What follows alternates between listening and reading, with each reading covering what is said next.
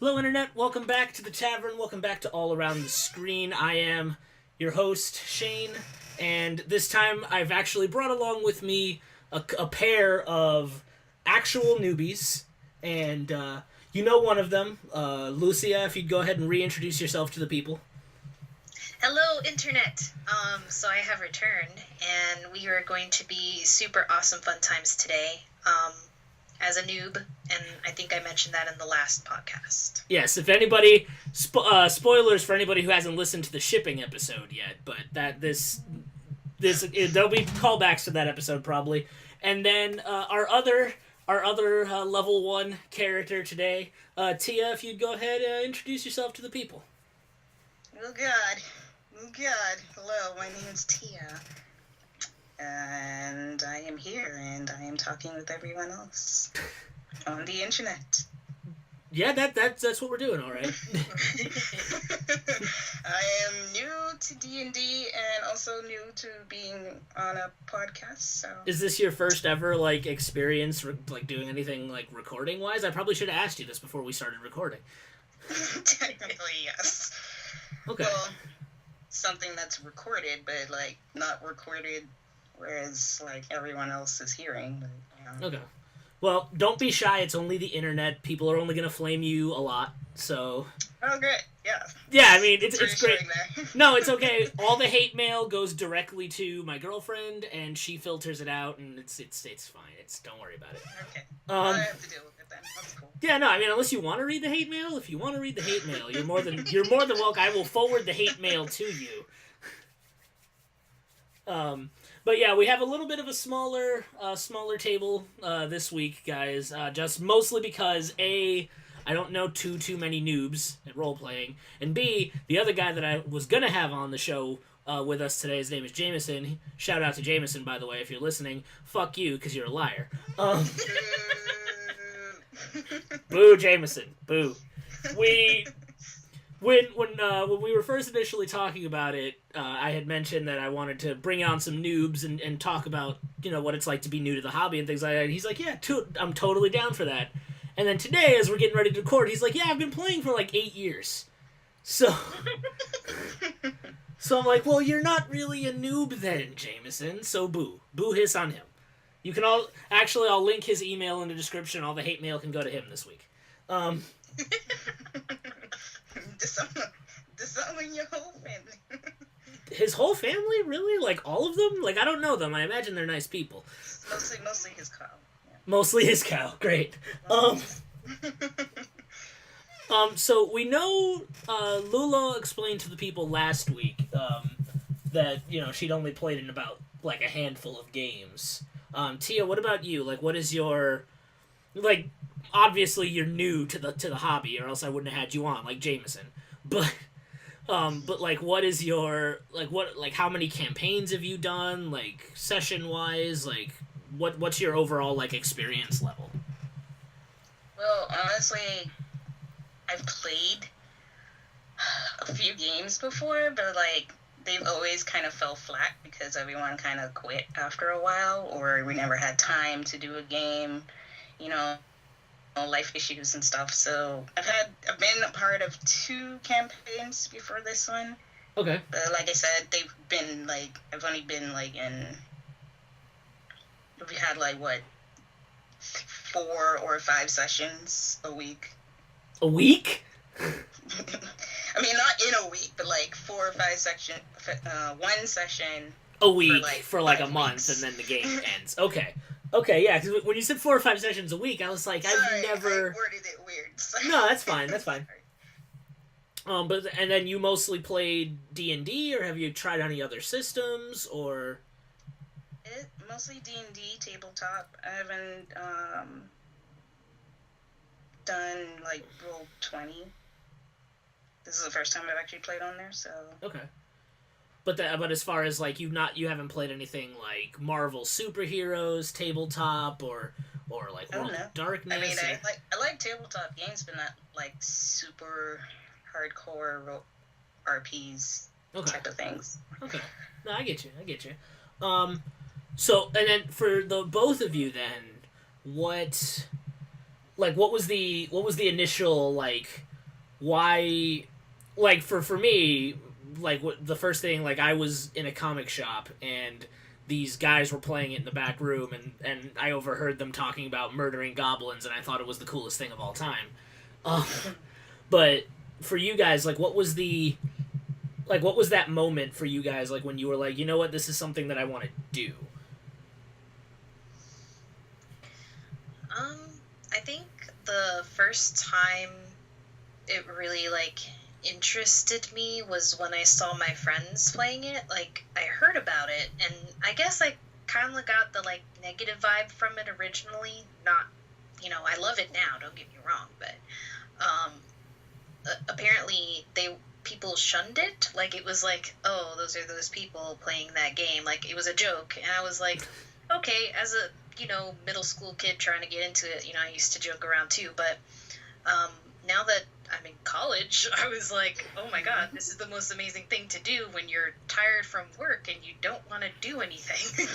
And coming from an RP background, like in general, coming up with stories and reading manga and anime and all that good stuff, it just adds and it builds to creating that character, creating that story and building on friendships and, making new friends through there. Okay.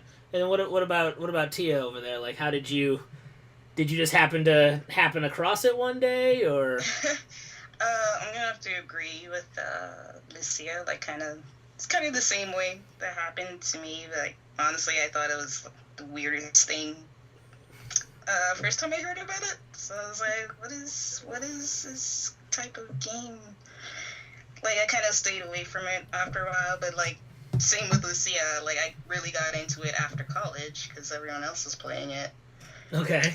And it was like, because I really liked role-playing with my friends for a while. Like, we would write in books, we would make characters and all that stuff, and I think, like, making characters is the most fun part, and building on their backgrounds and stuff is, like, what I was more interested in. And then the stories came into it, and I was like, oh my god, we made up these really awesome stories, and really bad situations I would get everyone into. Yeah, that's you, all right. And it's really just making the characters and seeing them interact with other characters is kind of the fun of it for me. Okay. Like Lucia said, that bonding experience with everyone, you kind of get to know someone. Yeah, you play along with them. Yeah, you definitely learn a lot about people. I think playing role playing games, I've learned a lot about people that I didn't know about them, and I've been friends with them for a very long time. Except for me, because I'm nothing like my character. Just so you know, I'm just saying. I may be sassy. But, this is true. I can vouch. So you can vouch for the fact that she's sassy. Is that what I'm? Yes. Well, but like even still, like it's interesting for like you learn a lot about a person. I think like by the choices that they make, like for their character, like the person who typically plays like the bard character is usually like the more outgoing, like not all the time obviously, but like sometimes they're a lot more of the outgoing personality type, and like the person who plays the rogue is usually like they're the more quiet, reserved type who just kind of wants to do something badass every once in a while, Yeah, like you said though, it's not always true. Like sometimes it could be that you want to it's almost like living another life through your character too, because like for an example, I always wanted my character to be a bard or some sort of ranger, elf. Those are very pretty characters, and they have some musical and almost charisma to them that I don't feel I have. But the same concept of the sneaky type, like I feel I'm one of the most nicest people I know. No comment. Toot my own horn here, but you know what I mean. Like it's a character that's different from what you normally see in people, and to play that and to try to experience that through D&D in a character is fun. And like you said, it's not always exactly the type of person they are, but it's nice to meet people through that way. Yeah. I don't know. Go ahead, Tia. Sorry. Alright. I was just gonna say, like, for me, coming from, like, an acting background, I kind of, like, did a lot of theater and stuff, and I like the whole aspect of playing another character. So, for me, like, I usually play rogue characters because they get to be all sneaky and fun, and then, you know, they're not necessarily always quiet and conservative to themselves, but, you know, they're kind of like the badass type of character that I like.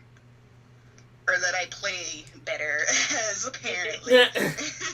Well, have you played, have you played, like, I know Lulu has played, she's playing a paladin right now in our game.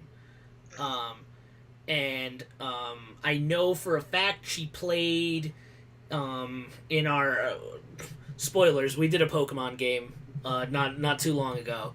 And, like, in that game, you played sort of like a wizardy type. Like, it wasn't, like, total wizard, but it was more wizardy, wizard rangery kind of class.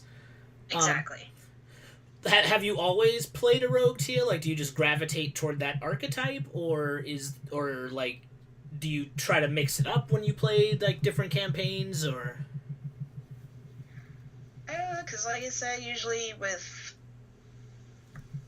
games like D&D, like RPGs like that, I usually gravitate towards rogue, but I do like playing or like trying out different characters.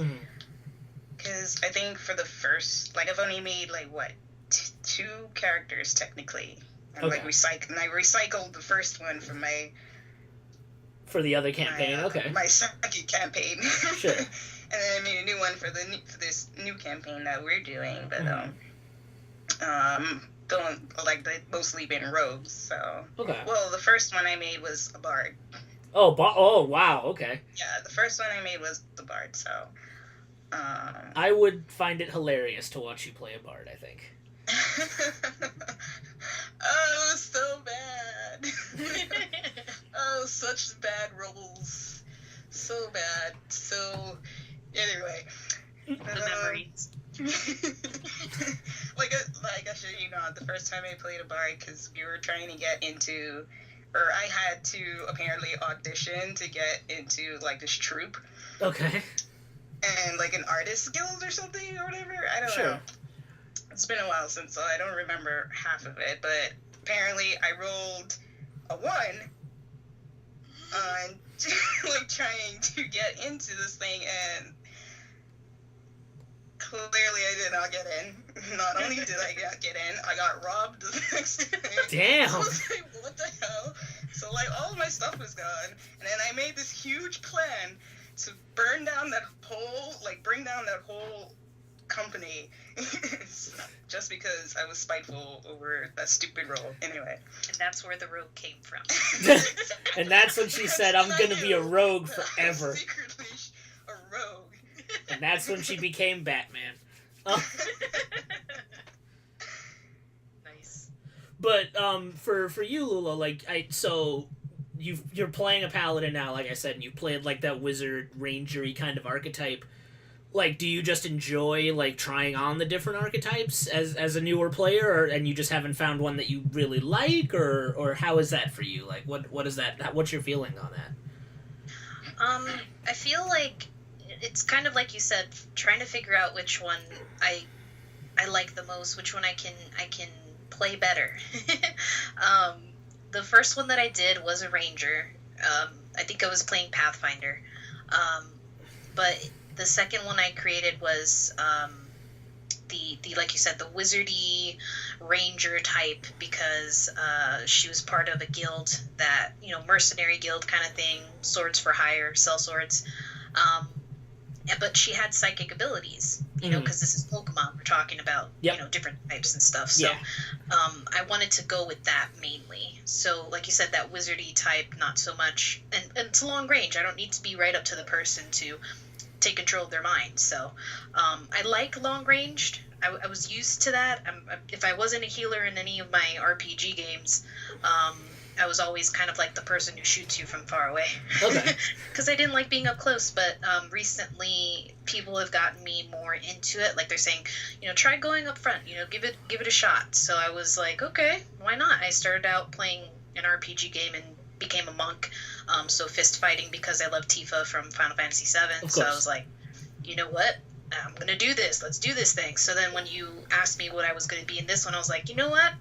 I'm going to do a tank. Let's do it. Let's rock this. And I don't think I'm a good tank because I think Jessie beats me better, but that's because she's a freaking barbarian. The nicest tank I've ever seen. Well, I mean, like, but that's the difference because, like, she's a barbarian, so she's not really a tank. She's more of, like, just a wall.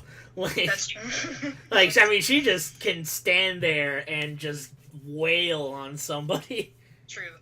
But yeah, so that's what I like. I like trying out which one do I like better. I'm tired of being the healer, so that's one class I probably would. So you chose Paladin. Yeah. Well, Paladin's still like kind of the tank. It has some heals, but it's, you know. Yeah, it definitely has a little heal. Little in 5th edition, definitely it has a less healing than it used to, but. You know, in case we split up the party, or if I'm by myself randomly and I need to survive for a certain amount of time, you know? Now that you say split the party, so Tia, did you learn a lesson about splitting the party? Did you learn that lesson yet? About that. I am sorry. Don't apologize to me. Problem. I'm not afraid to admit it. No, you don't need to apologize to me. What you did was completely in character, running off literally by yourself. It was completely in character. What I'm wondering is, did you learn a lesson? I'm quite sure that my character has learned a lesson. Is she gonna act on that? Who knows? I mean, we still got time to grow, so. You can only hope, right? So when I was kind of thinking of the idea of like having a bunch of newer role players on, like the thing that I really wanted to touch on was like obstacles, like obstacles for new players. Like, did you guys find it when you guys first started? Did you guys find it difficult to get into? Did you find it like, was it hard because of how people treated you as a new player, especially because you guys are girls? I don't know if you want to get in on that whole shenaniganery, but that could be another podcast. But yeah, I mean that's a whole. We can turn that into a. So true, so true. But did you guys have any obstacles when you guys first started wanting to get into the hobby, or? I mean, go ahead. Sorry, it's okay. I feel like the biggest obstacle for me is because I'm so used to role playing behind a screen or a pen or a paper. It's more. I'm better at writing things in person too, like personally as a person. Like I can say no, I understand exactly how that is, because I'm the same way. Exactly. It's kind of like I can text and write you the most amazing shit you've ever seen, but when I'm talking, it doesn't come out right. My brain is faster than my mouth, and it just doesn't work. So I feel like that was my biggest struggle, because I know that if you want a good D&D session, you know, I guess the DM is kind of a good example. He can use different voices for different characters that you meet along the way, and I can't do that. Like, the moment that I found out that even Jameson was going to be like, yeah, I'm totally going to use a Jamaican accent, I was like, oh my god, like, I did not know that, you know, he could do that. Like, I was like, okay, you know what, that sounds good too. It was good. Yeah, he did do good, yeah. And keeping to that, like, that's tough. I think that's, for me as a new player, I think that's the hardest thing, because I haven't found, I guess you could say, that voice. I don't have a unique character voice, if that makes sense. I use my regular voice, so it doesn't come out right, I guess. I don't think you necessarily, like, because even in my Saturday games, like, most of my players don't actually use voices. Like, for them, it's more of a matter of speaking. As a, like my friend Ryan, you know Ryan. He's a good example. He just, because he can't, for whatever reason, he's a great singer, but he just doesn't have the ability to do different voices. It's just not in his wheelhouse. So what he does is he uses his word selection and like how he forms his sentences to sort of emulate his character instead of putting on a voice. Like, if he's playing a dumb character, he's gonna speak in very short, succinct sentences and sort of have very, very simple, desires, as opposed to if he's playing, like, the guy with 20 intelligence, then he can really, do, really big speeches and whatnot. But he doesn't do voices at all. Well, I mean, like, I think it's fun, personally. Oh, I want to try it. But I think it's hilarious. Personally, I think it's definitely fun if you can do it, but I don't think it's something that you have to do. Yeah, I guess it's just I'd like to. I guess I think I want to try it, and Okay. I need to find that voice. So, that's one of those obstacles I was thinking about. The voice inside. Okay, I'm good. Sorry. That's okay. What about you? Like, was there any obstacles for you, Tia, in terms of like getting at the table, or finding yourself in the group or anything like that? Well, yeah, I mean, the first session I had, like Lucia said as well, because I had the same issue, was like, I'm used to RPing behind a screen, or in pen and paper, obviously, or, in video games and stuff, so, like, trying to figure out what to say on the spot. Even though I'm I'm from acting background, but I was never good at like improv stuff. So, like, if you give me a script, I'll read the hell out of that script. Like, you have no idea. But you ask me to say things on the spot like that, and I'm just like, hey, cricket finds words to say. So, I mean, that was the only thing I had, but, like, getting into the character and stuff like that. I mean, I think we're still kind of new to our characters, though, so I feel it's expected. We're still kind of getting a feel for them. Like, my character, I haven't determined if I want her to be, like, bipolar, because sometimes she's, like, the sweetest thing you've ever seen. She could have, like, the Fluttershy concept. Yes. When she gets angry at her random. When she gets really angry. Exactly. Like, Oh, the boy. Hulk. Let's talk about that. Oh boy. Yeah, so we'll see. I'm kind of feeling her out right now. I kind of want her to be nice, but at the same time, I like the sassiness. Like, when I was talking, I'm sorry, I remembered the before we like logged off for the session. But like we were like, oh, let's all rest before we go to the Feywilds. I'm like, okay, yeah, we'll just waste another day before we go save this tandem. So, I was kind of like upset because I was like, we just rested, and it was your own fault for going in for the chest that was actually a mimic. So Sorry, like, not sorry. I know your character's not sorry. Hey, I saved everyone else. I saved someone else from suffering that fate, okay? I should get cookies. Or my character should at least get cookies. So if you will take cookies instead of experience points, that's cool. I will note that. No.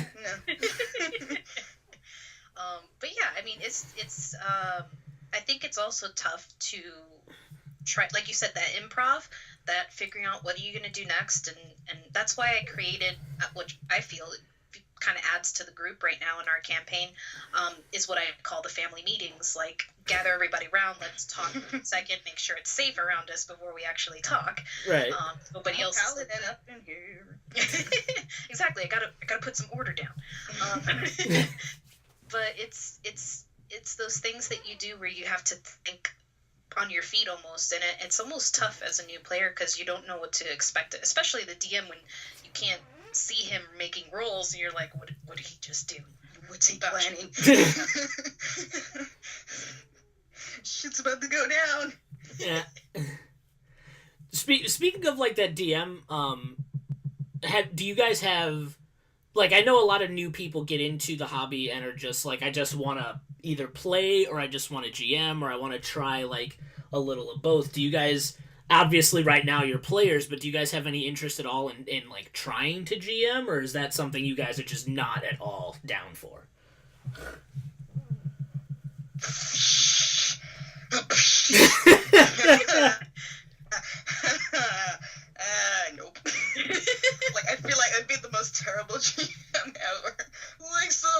happening next?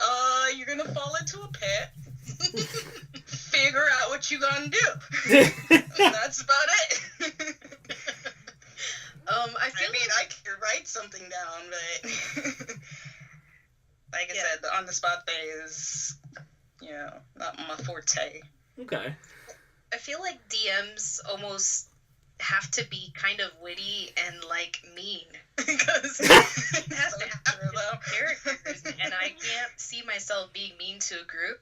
I think my campaign would be very boring if I even tried, but I'm learning that you don't have to be necessarily mean as you do create challenges for the characters, so I feel like I could try it out. Mm-hmm. I don't think I'd be very good at it, though. I mean, being I'm still a new player and everything, I think I need to learn more from the player's perspective to see what players like and or don't like and how I can use that as a DM. But the major reason why I probably would never DM is the math, and just I can't.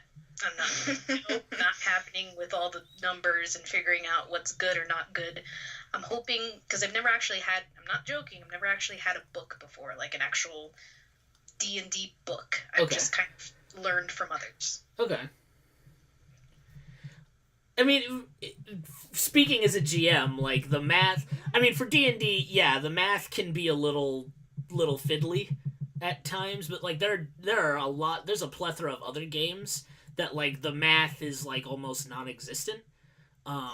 Like, there's a game that we played called Fate, where literally you roll... They have what's called fudge dice. I don't know if you've ever seen them. They're like... They're D6s, and then on two sides they have a plus, two sides they have a minus, and then they have two blank sides. And so, basically... I've seen it. Yeah, you've seen them. What it was. Yeah. But basically the idea is you roll them, and then, like, you add up all the pluses, and then subtract the minuses, and then, obviously the blank ones are blank, and then you have your number, and then you add that to whatever your skill is, and that's it. Like, that's all you ever have to do. Wow. Yeah, I mean, see, that's the other thing, too. Like, I would love to see more, if I was going to DM, I'm more of the story type person. Like, I'd rather have them do interactions with nobles or have moments where they can do what they want versus battles. Like, battles, I would probably be like, here you go. Here's a little sprinkle of goblins here and a dragon there, like... Yeah, it's just a dragon, whatever, just one dragon, like a random wandering dragon. Later on, when they get to, like, level 20 or something. It's just a random wandering, just little, hello, I'm a dragon. Oh. See, I'd probably be that dick and just throw a dragon at them. Just they're, like, level 5 because. or something. Just because. If they upset me, maybe. See, but like, that's the thing is, like you said you think the GM has to be mean. I don't think necessarily that a GM has to be mean. Like, I don't, like, I think... Well, I wouldn't say mean. I would say, like, fair. They would have to be... Fair, definitely. Yeah. Yeah, fair, definitely, but I think the GM is really, like... I don't know, some GMs that I've seen have a very, like, me versus you mentality when GMing. Like, certain GMs want to win at role-playing. But, like, that's just not how I think GMing is supposed to work, but that's just me. Yeah, I was going to say, because there's some people who I feel like they have this power, like, trip that they should do whatever they want to the story. Or maybe that's just because, like I said, the first impact that I've had with D&D was, a bad influence. So when I learned about DMs and I'm seeing, reactions from other people, like, it's like, you don't question the DM. If you make the DM upset, he's going to throw a dragon at you. You rolled a 1, you're dead. It's kind of like, I feel like maybe it's a joke, and I'm not getting it. So... I mean, that was another thing that kind of that made me late to D&D, because I would see some people playing in, like, comic book stores and stuff, and I just kind of, like, mosey on over and, like, what you doing? What's going on? And just, like, observing from a distance, and then, GM will come up and, like, hey, hey, you can't be over here.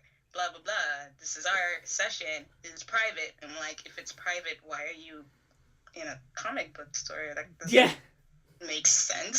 So, like, I've met some people that's been really nasty about it. So I was like, you know what? It's probably something I don't need to be getting into. So, Yeah. but obviously it depends on the group of people you're with and stuff, and then who's, campaigning it. Yeah.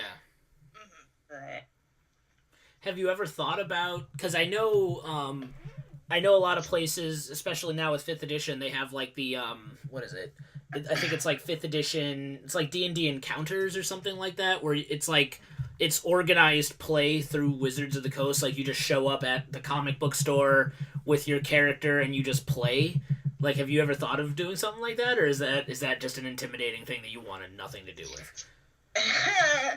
For me, like, I don't, like I said, I walked into one of those, didn't seem very welcoming, so it wasn't something I wanted to get. Like, I had to have someone there I knew there, type of thing. Sure. I mean, yeah. Go ahead, sorry. No, I apologize. You were still going. I'm fine, you can go ahead. Okay.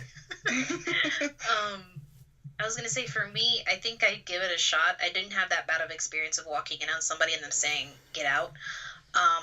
But if it's specifically meant like a convention, when you go to anime conventions, where you meet people like that, if it's the same concept, like, well, bring your character and join the campaign, that would be interesting. I just feel like it would be hard to manage unless there's like small groups around. I don't know too much about that.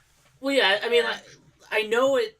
For like, I know conventions are a little different because, like, especially at like Gen Con or ASEN, like they'll have organized role playing, and then they'll also have like GMs will run like specific games at the convention, and so what the GM will do usually is like either make the characters beforehand, and like if you and Tia were to show up at my table, I'd have a character ready to go for you.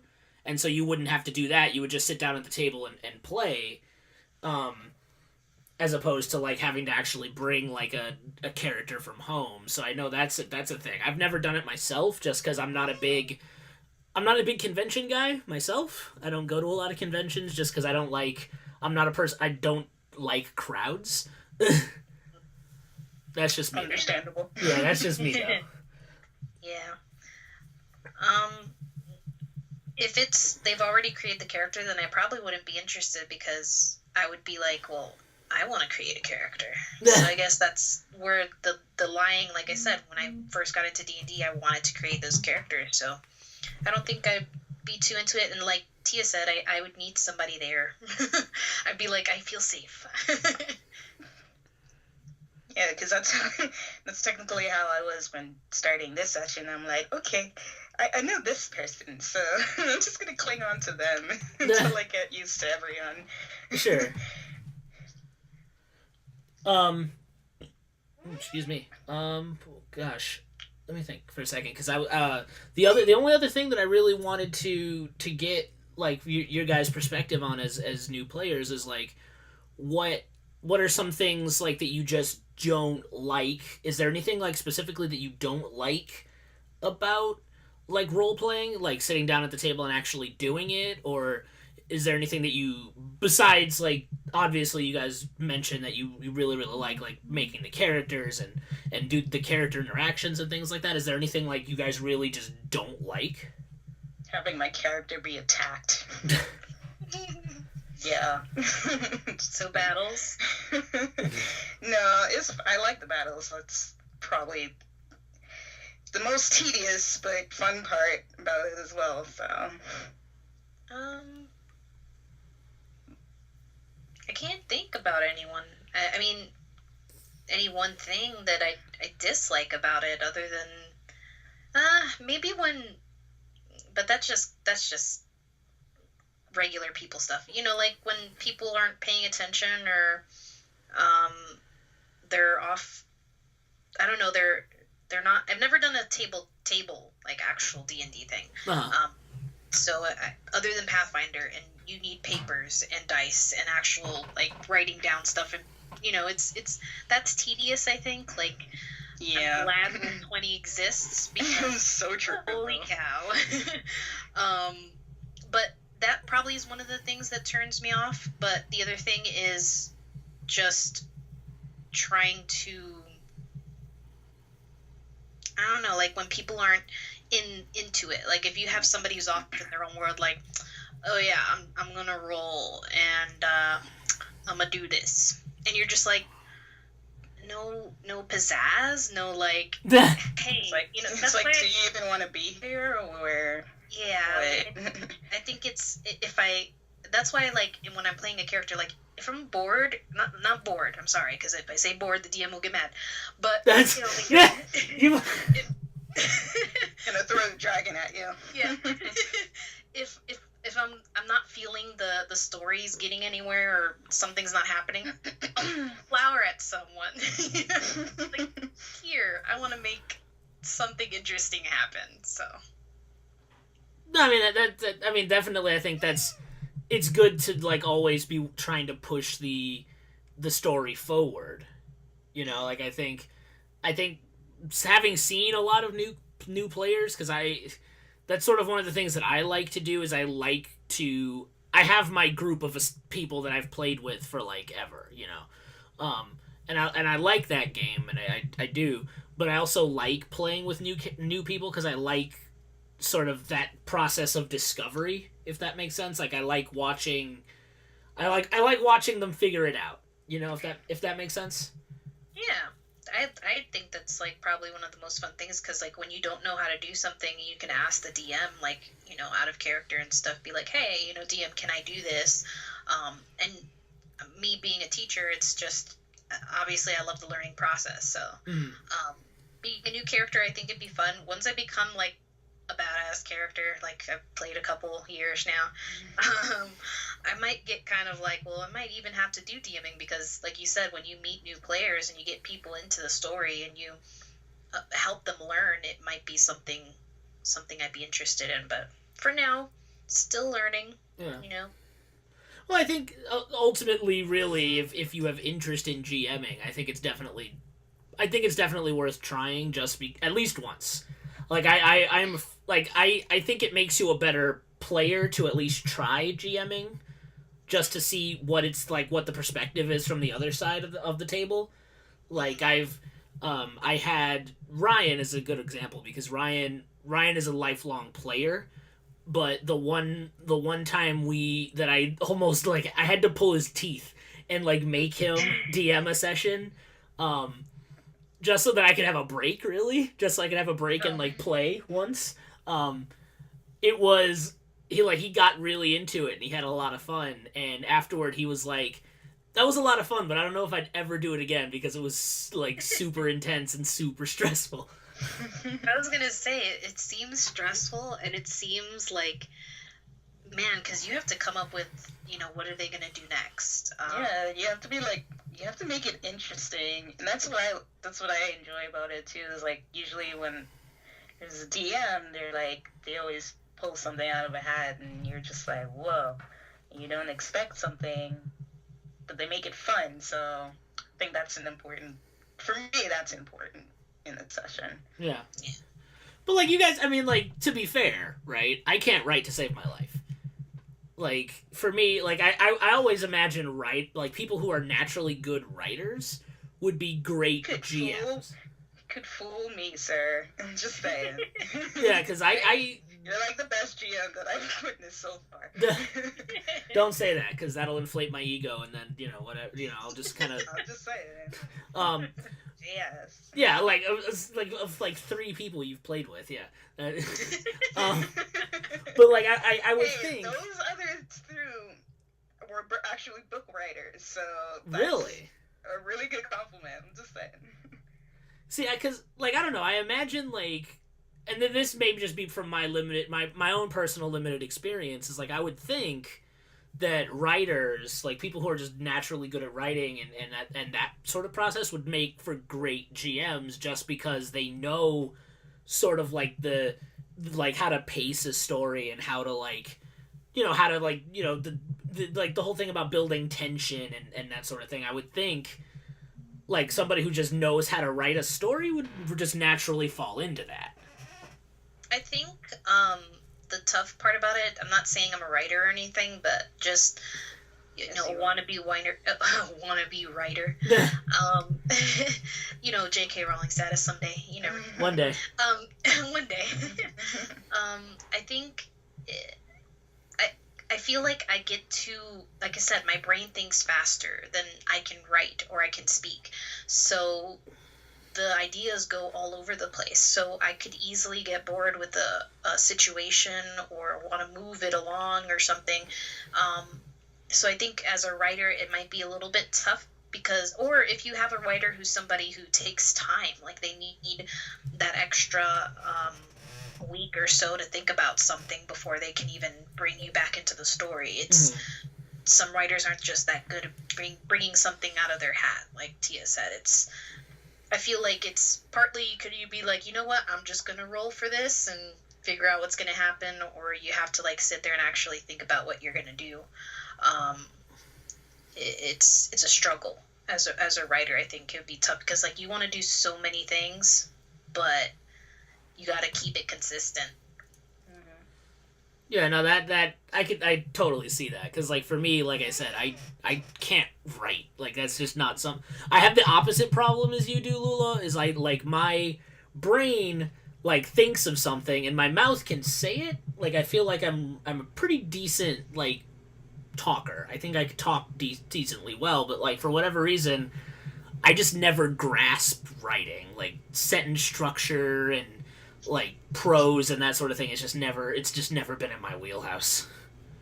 Well, I mean, I think you could be lazy as a writer. You tend to get lazy. I feel that has become more of a thing for me than anything. I notice when I still RP with my friends, like I'm not going to explain why he's looking that way, or I'm not going to explain that hidden motive. Like I'm just going to be like, he looks sad because he's looking at something. That's because sometimes I'm tired and I don't want to write anything. But but otherwise, it's nice to come up with those little things, the surprises, and I think that's probably where as a writer, the DM might be good for them because they're able to like be like, okay, well, they just like, I'm sorry, I'm gonna go to Critical Role here for a second, but go ahead because that's my jam. I can talk about that for hours. Diss him or anything. Like Matt is amazing. Like he was talking about like when they're talking, like conversating, he's just like, while you're doing that, this happens. I'm like, oh my gosh, like how did what? Like when did no? So I think that's cool. Yeah, shout out to Matt, shout out to the critters, and shout out to all those guys because I honestly I will hold Critical Role up as the staple of what is a great role playing experience because like I get sucked into that just as an audience member. I can't imagine how much fun that is to just be at the table and play with those guys. So true. Yeah, and that's just my fanboying for the moment done. But yeah, but if anybody is looking for like if you really want like a de facto like this is like the epitome of what a D&D game could be. I don't want to say should be because everybody gets into the hobby for different reasons, but the epitome of what a game could be, I think Critical Role is like right there. I was gonna say they've been doing it for a while, so I feel like and it's not like it's how often they do it, like once a week. Yeah, well, they take breaks, I think, but hell, like spoilers, they're playing right now, so. That's so true. Yeah, it's Thursday. It's Thursday when we're recording this, so the peak behind the production over here, with my top notch production values here. We're actually recording this on a Thursday. And they're playing, like, right now, like, over on Twitch TV / Geek and Sundry. There's a cheap plug for everybody who's interested. What a coinky dink. Yeah. Yeah. Which is why I wouldn't do this live, because, like, if I had to do this live and miss Critical Role every week, I'd be mad. So my last question, unless we want to get into a whole bunch of other shenaniganery, the last thing that I kind of want to know is like, you both mentioned like that you, like when you were coming up, there was like this stigma against D&D and people who played D&D. Mm-hmm. Like, do you guys feel like that has changed at all? Like, has that, like, now that you're part of the, now that you're sort of one of us, as it were, like, do you feel like do you feel like I'm part of a cult right now? Yeah, totally. We're gonna put on our black robes and sacrifice some goats to our dark god Cthulhu. It's gonna be fine. Don't worry about it. But do you feel like do you feel like the stigma is different now? Like, or and to follow up with that, do you feel like this, like, do you wish you had gotten into it sooner? Is I was trying to figure out a more eloquent way to say that, but do you wish you had started playing sooner? Yes, the non-writer spirit in you. But it's okay. I think, unfortunately, I feel like the stigma is still there, but that's just me, only because I can experience that through whether it's family or my boyfriend. Like, I've asked him to join. I've asked him, like, hey, I'm doing this thing that we can spend, like, maybe 2 or 3 hours, just as if we were on the phone, but, having fun with friends and stuff. And he's just like, that's not my cup of tea. It's not my thing. And I was like, I understand that. Like, I can grasp that. But he's done RPs before, so I was so confused because I was like, it's the same thing. It's just, and you do math. Like, who? And come on now. See, if you're trying to get somebody into the game, I don't think math is the way to go.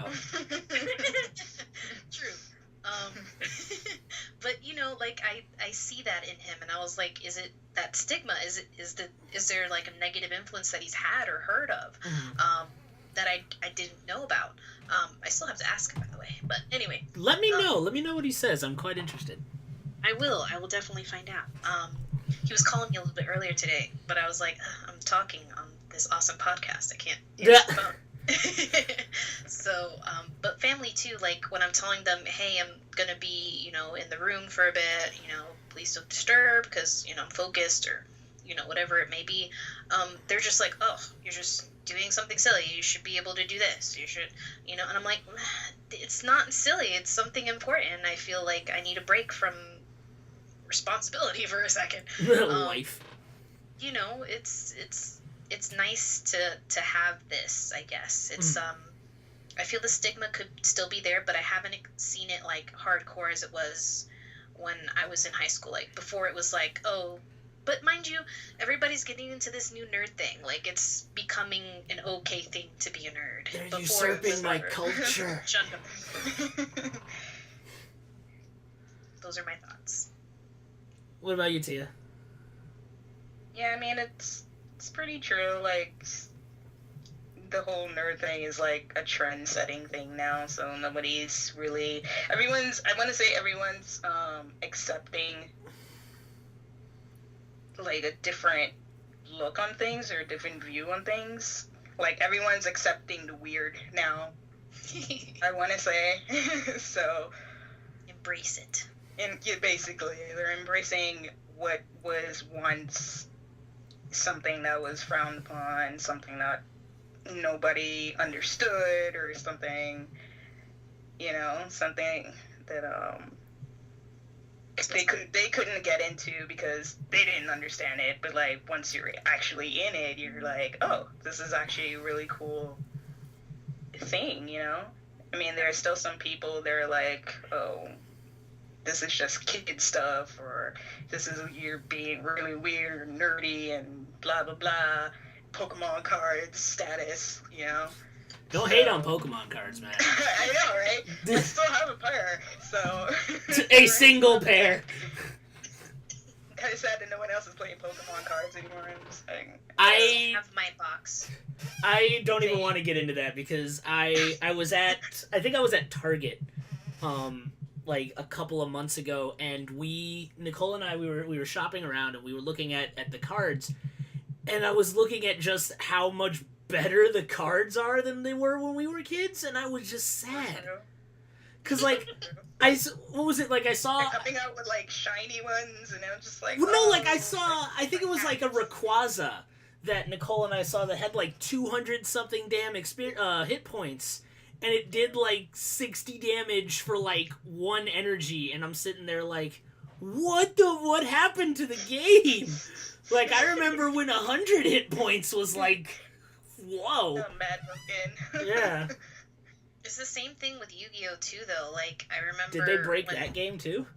Yeah, like, I don't know if it's broken. I think it's more harder now, but I remember when Don Quixote, the Gear Master, was being able to be used, and then they had this things like, these are the banned cards. You can never use these cards again. And I'm like, but I have, like, 5 of them, and they were amazing. Well, I mean, like, I definitely... I mean, I was playing... I had downloaded... Shout out to the Yu-Gi-Oh! Generations app on my tablet, but like there's so many different rules and mechanics that I never learned, and everything is so much more powerful, and I'm sitting here with my Blue Eyes card, and I'm like, you're kind of not as cool as you used to be, are you, Blue Eyes? You're like old. I will always love the Blue Eyes, though. Just saying. Right? Can't. Idea for a role-playing game out there. Somebody get on a Yu-Gi-Oh! Role-playing game, because I want that. Oh my god, that'd be cool. I don't know how it would work at all, but I want it. Maybe something like Pokemon, just with Yu-Gi-Oh! Cards.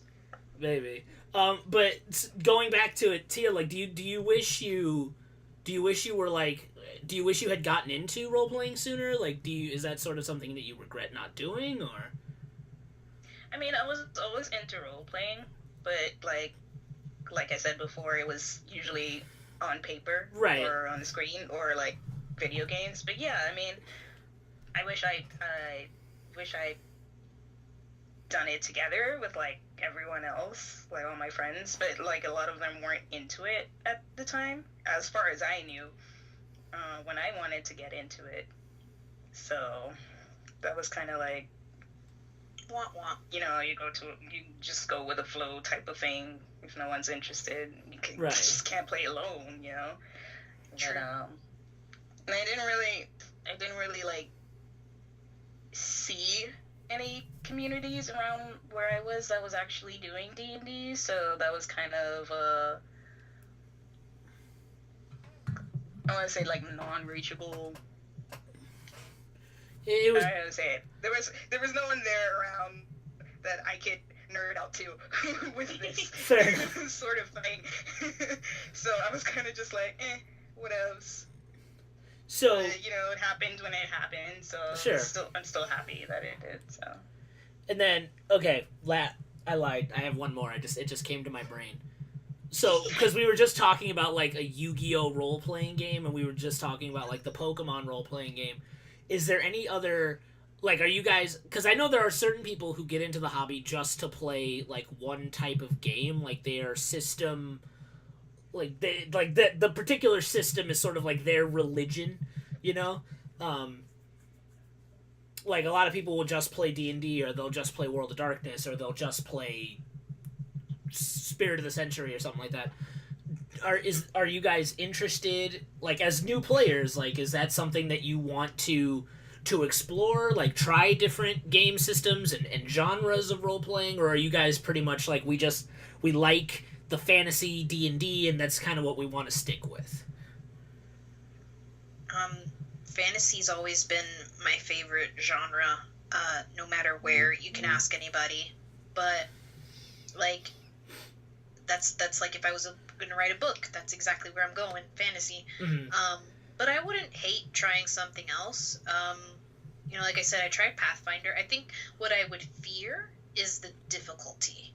I think because D&D is just so, I don't know, I'm not saying it's simple, I'm just saying that it's simple.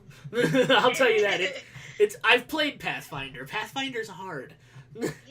Like, Mathfinder is not a fun game. Not for me, anyway. Yeah, so it's a common. It's a good comfort zone to play D&D. So I think, but I wouldn't mind trying something else out. I just think that I'd be afraid of the difficulty. Sure. And what do you think, Tia? What exactly is hard about Pathfinder? Because I thought it was the same.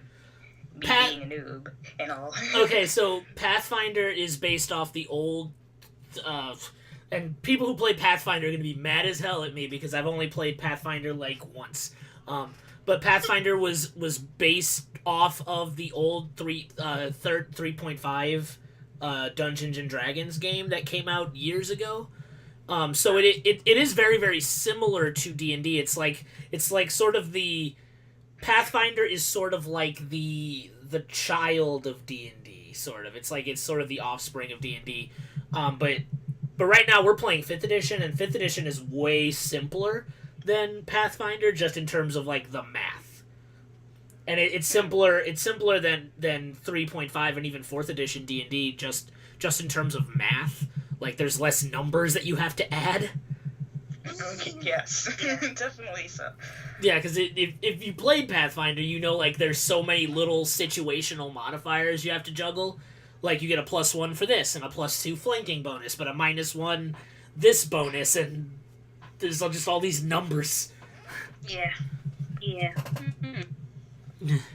But that's primarily the main difference. Okay. Well. Such a goof. Did you like Pathfinder, Tia, when you played it, or was that too much math for you? I've never actually played it. I thought, Oh, I thought, never mind. Okay, that's my I don't think I played it. I think I played, the only editions I played was the 4th and now the 5th, so. Oh, you played 4th edition, you poor baby. Yeah, that was like my first D&D session, so. Yeah. I'll bash 4th edition till the cows come home. That's just me. I hated that game. I hated it. I hated it so much. But 4th... Go ahead. No, I was gonna say I was the one who played Pathfinder. Like you said, I played it once. Yeah.